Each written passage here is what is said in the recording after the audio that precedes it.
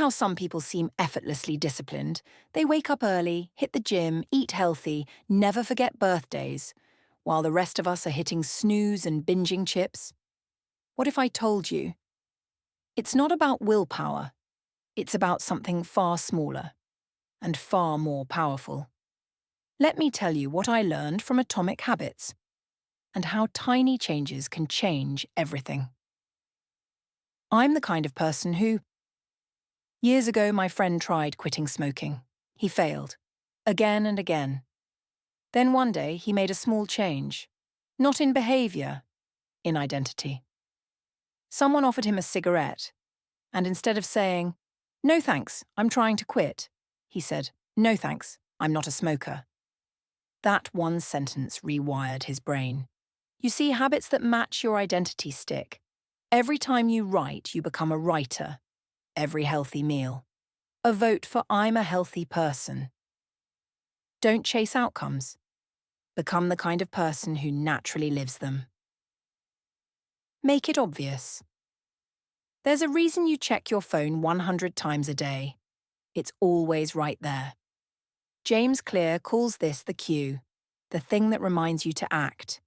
So if you want to read more, don't set a reminder. Put your book on your pillow.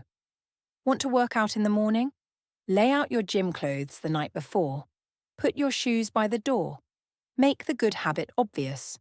Your brain follows signals. The more visible the habit, the more likely it happens. Make the good habit obvious. Make it attractive. When I wanted to start walking every day, I hated the idea. So I made a rule. I can only listen to my favourite podcast if I'm walking. Suddenly, I wanted to walk.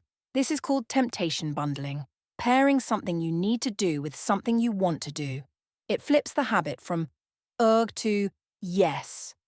Want to do more deep work? Light a scented candle only when you write. Want to clean the kitchen? Play your guilty pleasure playlist while doing it. Habits stick when they feel good. Habits stick when they feel good. Make it easy. Ever try meal prepping for an entire week on a Monday night at 9 p.m. when you're starving? Yeah, that's why most habits fail.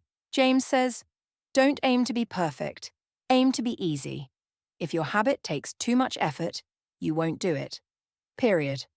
Want to start meditating? Begin with 1 minute. Want to write a book? Open a blank document. That's it. Reduce friction. Lower the bar. Build momentum. Doing 1 push-up a day beats planning 100 and doing none. Make it satisfying. Remember getting gold stars as a kid? There's a reason that worked. Humans love rewards. Our brains are wired to repeat what feels good. So when building a habit, make it satisfying. Use a habit tracker. Cross off your calendar. Drop coins in a jar. Anything that gives your brain a little yes moment. Want to save money? Transfer $5 to savings and move a bead on a string. That physical click is your new dopamine hit. Whatever you do, celebrate small wins. Celebrate small wins. The Valley of Disappointment. Picture this. You're going to the gym for a month, and nothing changes. The scale's stuck, the mirror's rude, you're frustrated. This is Plateau of Latent Potential, the silent stretch before visible progress. Most people quit here, but just like water boiling at 100 degrees, all the energy builds beneath the surface, until one day, it clicks. Your breakthrough is already in motion, even if you can't see it yet. Environment beats willpower. Want to eat less junk? Don't buy junk.